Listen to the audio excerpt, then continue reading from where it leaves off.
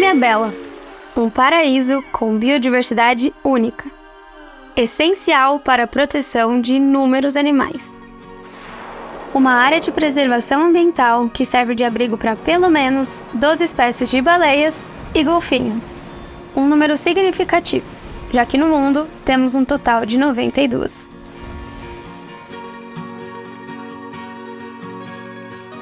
Realizamos essa expedição entre fotógrafas, mergulhadoras e biólogas para mostrar a importância da conservação deste habitat. Incentivando a redução do impacto do turismo e de outras atividades humanas, é possível proteger nosso planeta e gerar empregos, potencializando a economia local.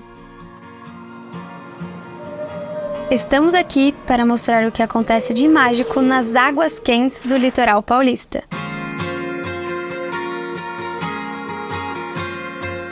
Ilhabela estou num hotspot. A gente tem uma concentração, uma biodiversidade marinha muito grande. Algumas espécies que são residentes, ou seja, a gente pode encontrá-la o ano inteiro aqui. E tem algumas espécies que elas são migratórias, como por exemplo a baleia franca e a baleia jubarte. As baleias jubarte foram caçadas por décadas, fazendo com que a população chegasse à beira da extinção. Esse cenário mudou em 1986, com a proibição da caça. E as notícias são animadoras. Em 2014, a jubarte saiu da lista de espécies ameaçadas e o número de indivíduos vem subindo a cada ano. Muitas pessoas perguntam, mas nossa, de onde estão vindo essas baleias? Por que agora elas estão vindo aqui, né? Então, na verdade, elas já vinham aqui e agora elas estão reocupando. Só que agora elas estão encontrando um novo cenário, né? Um cenário onde tem porto, onde tem um fluxo gigantesco de navio, uma poluição sonora absurda, poluição química, poluição de resíduos sólidos, né? Como plástico. Foram meses de pesquisa, mergulhos e avistamentos para entender melhor o comportamento desses animais e como nós, seres humanos, influenciamos essa cadeia.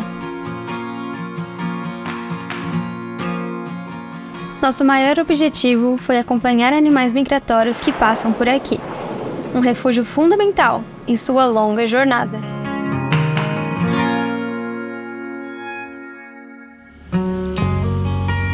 A cerca de 45 quilômetros de Ilhabela, temos outro paraíso, o arquipélago de Alcatrazes. Um conjunto de ilhas, lajes e parcéis que se tornaram um local ideal para a preservação de diversas espécies. Por algum tempo, foi utilizado como base militar brasileira, o que impactou diretamente a fauna terrestre e marinha. Hoje em dia, é administrado e fiscalizado pelo ICMBio com o apoio da Marinha.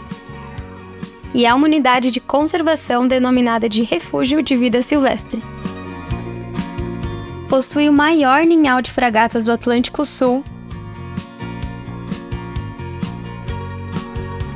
e a segunda maior colônia de atobás.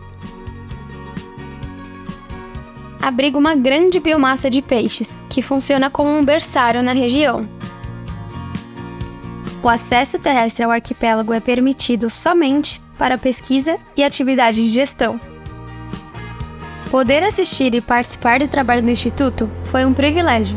Documentar cenas que, nos dias de hoje, se tornaram tão raras, foi mais do que especial.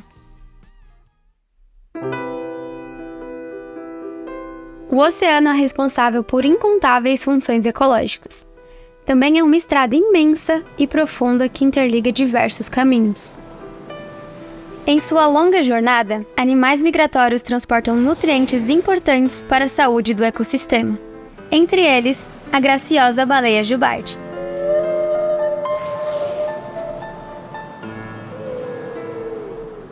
Que ela se alimenta ali na Antártica, então ela sai dessa região muito fria quando começa o inverno e migra para a nossa região tropical, procurando águas mais rasas, água mais quente, para uma segurança, que aqui é onde ela vai ter os filhotes. Nessa região que elas têm os filhotes, que elas amamentam esses filhotes, né? Lembrando que as baleias jubartes são mamíferos muito parecidos com a gente. A gestação dura 1 ano. Então a baleia que copulou o ano passado, ela voltou para cá já pronta para ter o filhotinho. Durante a passagem dessas gigantes, conseguimos presenciar diversos comportamentos, sendo o salto um dos mais incríveis. Então é muito comum a gente ver a mãe fazendo o movimento e o filhotinho fazendo o movimento repetido em seguida. Então ela salta, o filhotinho salta. Aí ela expõe a nadadeira peitoral, o filhotinho vai lá e expõe a nadadeira peitoral. Então é muito gostoso de ver esse movimento. Ainda não se sabe ao certo o motivo desse espetáculo. As principais hipóteses estão relacionadas à comunicação, devido ao som produzido pelo impacto na água.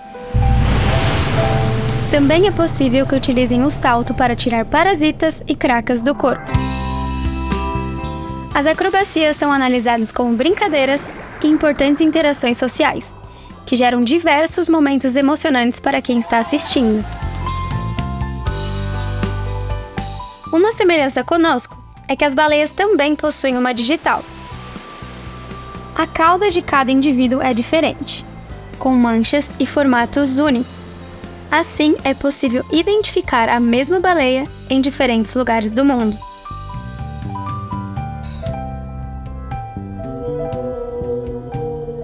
A comunicação é um elemento primordial dentro da cultura e dos sistemas sociais. Os mamíferos desenvolveram diferentes vocalizações. Cada espécie emite um tipo de som. Na água, esses sons se propagam muito bem, sendo ouvidos a quilômetros de distância. Não se sabe ao certo para que ele serve, mas claramente ele é feito na região de reprodução, então ou é para atrair a fêmea, ou é para dizer para o outro macho, já estou aqui, essa área é minha. Os machos, eles cantam nessa área e tem registro de canto aqui também. E tem a formação de grupo competitivo.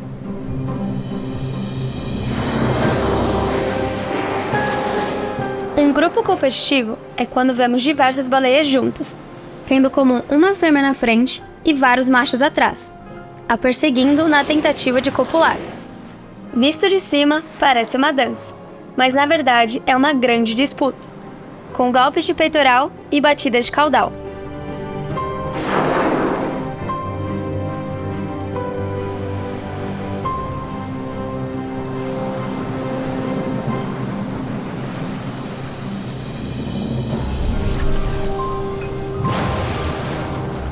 O macho que demonstrar mais força, ou aquele que conseguir chegar mais perto, conquista a fêmea.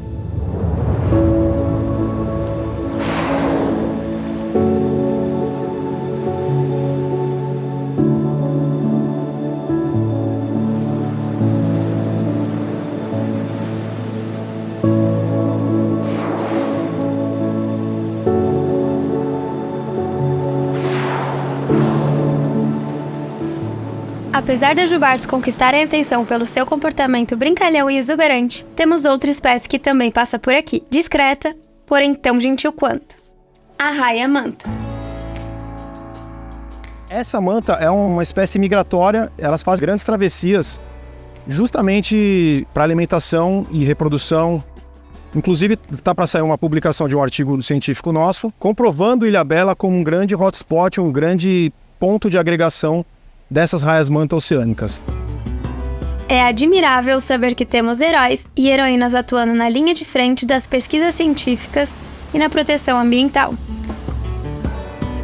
Existem várias formas de estudar o comportamento desses animais. Vamos conhecer e entender o trabalho do ponto fixo, feito pelo Viva Instituto Verde Azul.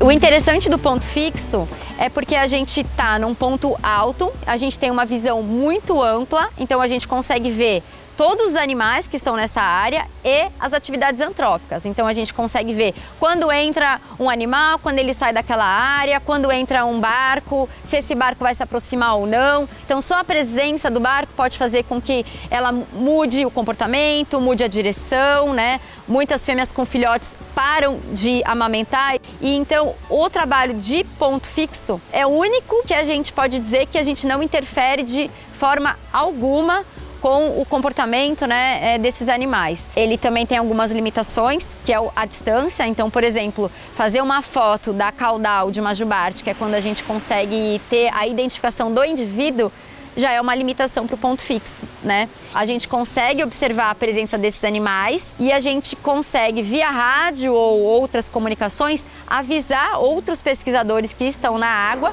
para eles se aproximarem desse animal e sim fazer um registro, por exemplo.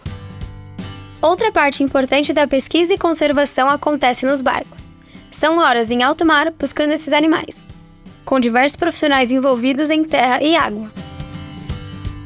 A gente encontra as mantas aqui em Ilhabela, principalmente, né, com base em relatos das comunidades locais, dos pescadores e também do pessoal de turismo. E a gente tenta encontrar esses animais para poder registrá-los, saber que eles estão por aqui, medir o tamanho deles também e o principal, que é a fotoidentificação. E a gente encontra esses animais tanto no visual com a embarcação, quanto por uso de drone, que ajuda bastante a nossa pesquisa hoje em dia. Assim que a gente encontra ele, a gente tenta chegar perto do animal e as mantas são...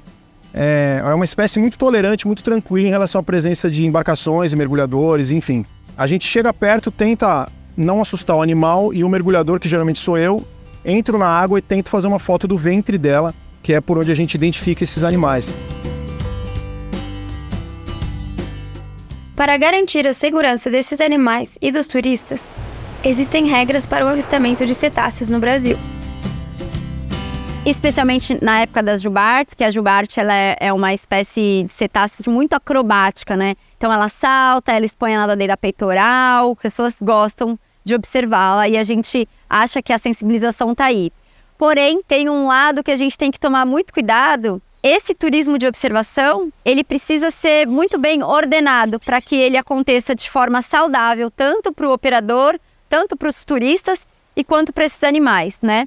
Então, isso precisa ter um regramento. Existem uma série de leis, né, de normas que precisam ser seguidas em relação ao distanciamento, ao motor estar em neutro, o tempo que você pode permanecer naquele grupo de baleias, quantas embarcações podem estar próxima daquele grupo ao mesmo tempo. Então, tem uma série de regras que precisam ser seguidas para que a observação do cetáceo seja positiva para todo mundo, né? Como seres humanos, temos o costume de afastar o que acontece no oceano de nós. Tudo parece muito distante. Porém, as ameaças ao ecossistema da nossa costa interferem diretamente em nossas vidas. São mais de 11 milhões de toneladas de plástico que chegam ao oceano todos os anos. Isso equivale a um caminhão de lixo jogando seu conteúdo no mar por minuto. A cada ano, mais de 1 milhão de animais marinhos sofrem por conta do plástico, inclusive espécies filtradoras como as mantas, que se alimentam próximas da superfície. É fácil você imaginar que num lugar onde tem muitos animais marinhos e também muita atividade humana, acidentes, né, e vários tipos de mortes de animais podem acontecer por causa disso. Elas são muito suscetíveis aos atropelamentos. E esse é um dos pontos que a gente tem também aqui em Ilhabela, justamente pelo grande fluxo de embarcações, e seria um ponto para ser abordado a diminuição da velocidade das embarcações, né, por aplicação de leis. Mas além dessas ameaças, né, no Brasil elas são protegidas por lei, não é permitido pescar raia-manta, mas acontece, obviamente, não é proposital, mas não interessa, né, para a vida do animal, tanto faz se é proposital ou não. E é por isso também que no Brasil a gente deve proteger cada vez mais. Já que em outros lugares elas não estão com a proteção necessária, o Brasil pode ser um grande protetor desses animais. Outro exemplo são as toninhas. O menor cetáceo que encontramos por aqui está gravemente ameaçado. Nos últimos anos, houve uma redução de 30% dessa população, com uma estimativa de que 1.500 indivíduos sejam mortos por ano. A captura acidental é o maior vilão contra essa espécie que corre o risco de desaparecer. Uma das principais razões hoje que mata baleias e os golfinhos é a captura acidental, né? Quando esses animais eles ficam presos em redes de pesca, o pescador não tem intenção nenhuma em matar a baleia, e ele nem perder, né, o equipamento dele pesqueiro, mas a gente precisa juntos encontrar alternativas para que todo mundo ocupe a região de forma harmônica. O bycatch ocorre quando animais que não são alvo da pesca são capturados acidentalmente. Muitas vezes são descartados machucados no mar, causando morte e sofrimento. Isso é causado por diversas modalidades, como a pesca de arrasto. Estima-se que 4 milhões de toneladas de animais são descartados anualmente.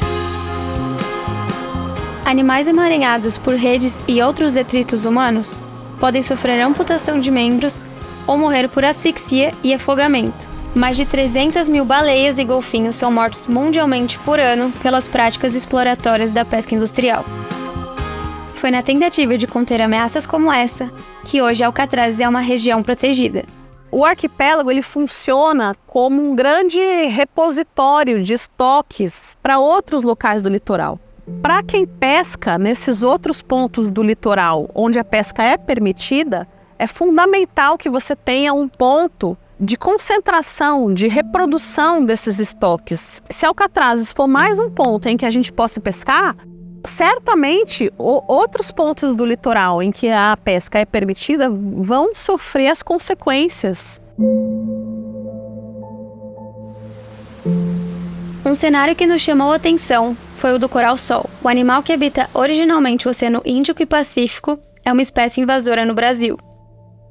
Foi introduzido no país por meio de plataformas de petróleo e teve seu primeiro registro aqui em 1980.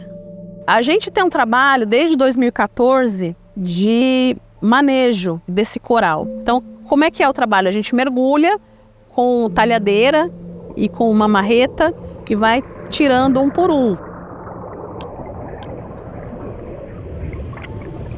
Espécies invasoras causam um enorme impacto ambiental, principalmente pela ausência de predadores naturais, gerando um desequilíbrio ao ecossistema onde chegam.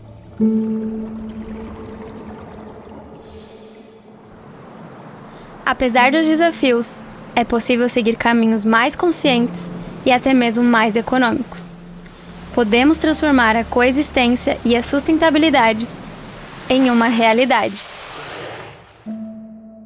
Eu acho que o turismo é o primeiro a ser impactado pelas mudanças climáticas ou pelo mal utilização do homem quando ele faz a poluição que ele está acostumado a fazer. Se a gente não tiver um cuidado com o saneamento básico, com o lixo, rapidamente as praias vão ficar impróprias, as cachoeiras vão ficar sujas e o turista vai parar de vir para Ilhabela. Não faz sentido não prestar 100% de atenção nisso. Isso é business. Basicamente assim, eu tenho uma economia onde as minhas placas solares em 4 anos elas pararam de ser custo e viraram lucro. Tem a parte de consciência, mas tem a parte de negócio. Como um empresário, eu não tenho vergonha de dizer isso. Eu acho que quem é dessa área e não está pensando nisso está perdendo a viagem. Em termos de conservação do ambiente marinho, o Brasil ainda tem muito a avançar, né? A gente tem hoje uma porcentagem ainda pequena de preservação frente à imensidão desse ambiente que a gente tem, né?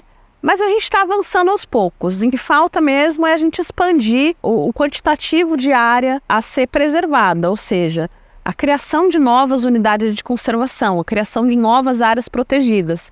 E uma melhoria aí nas instituições públicas para fazer dar conta dessas ferramentas legais que a gente tem hoje no Brasil. Para que a gente consiga proteger esses animais, o que é preciso ser feito? Políticas públicas, né? Mudança de legislação, novas normas e regras, tanto de tráfego quanto de pesca.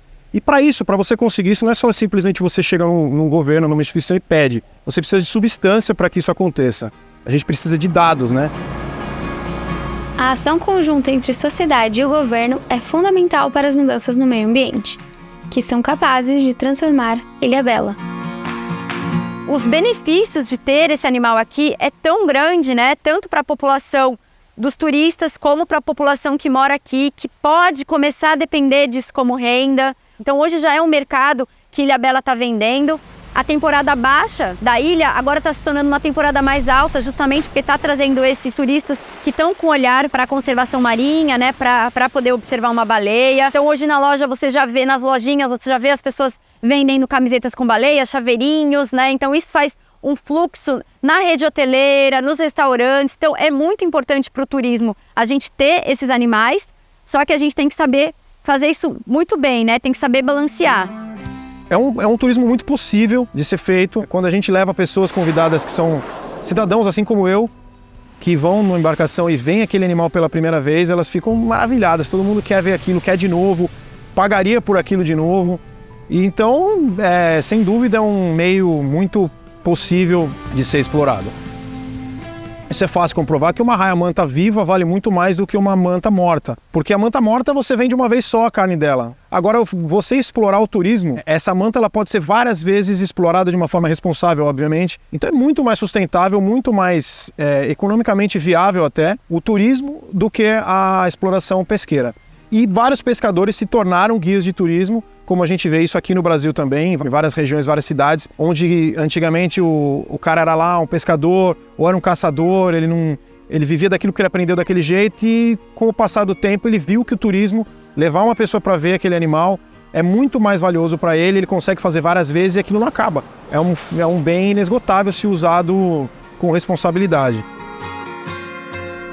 Unindo o turismo sustentável às nossas atitudes individuais, podemos contribuir com a conservação ambiental. E a consciência é o primeiro passo. E o segundo passo é a mudança de hábito. São atitudes que precisam ser feitas individualmente para que o coletivo se beneficie disso. E a gente tem sim como interferir com isso, que é fazendo melhores escolhas. Não só do nosso lixo, que a gente faz com o lixo, mas antes disso, são as escolhas de compra. São as empresas que a gente compra, são as coisas que a gente decide colocar dentro da nossa casa. Cada pouco conta sim, tudo que você faz conta. Especificamente falando de Ilhabela, mais ainda. Então se você é da região de Ilhabela, você mora aqui, você pode, mais do que as outras pessoas, inclusive, consumir menos plástico, usar menos. A gente pode e é muito possível. A gente acredita fielmente, né, que as pessoas elas vão proteger e cuidar aquilo que elas conhecem. Atualmente a gente desenvolve um trabalho junto com a prefeitura aqui de Ilhabela, onde a gente atinge todos os anos 400 professores, diretores e coordenadores. E aí depois a gente vai para as salas de aula conversar com as crianças. A gente tem a certeza de que quando a pessoa vai para o mar e vê pela primeira vez um golfinho ou uma baleia, é tão emocionante que ela vai se tornar uma outra pessoa, ela vai ter um outro olhar, vai ter um cuidado especial. Quando você vê uma manta pela primeira vez, é um negócio que você não acredita. Uma manta ela chega a ter 8 metros de comprimento, né? De envergadura, de ponta a ponta. Maravilhoso, é amor à primeira vista. Eu fiquei encantado e até hoje eu continuo encantado. Toda vez que eu encontro uma manta é como se fosse a primeira vez.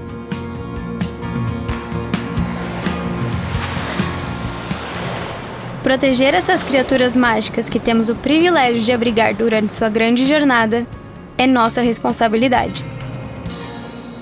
A coexistência é a única maneira de conhecermos um futuro. Esperamos que a luta pela preservação dessas e de todas as outras espécies ganhe cada vez mais força, para garantir que elas não só resistam, mas que prosperem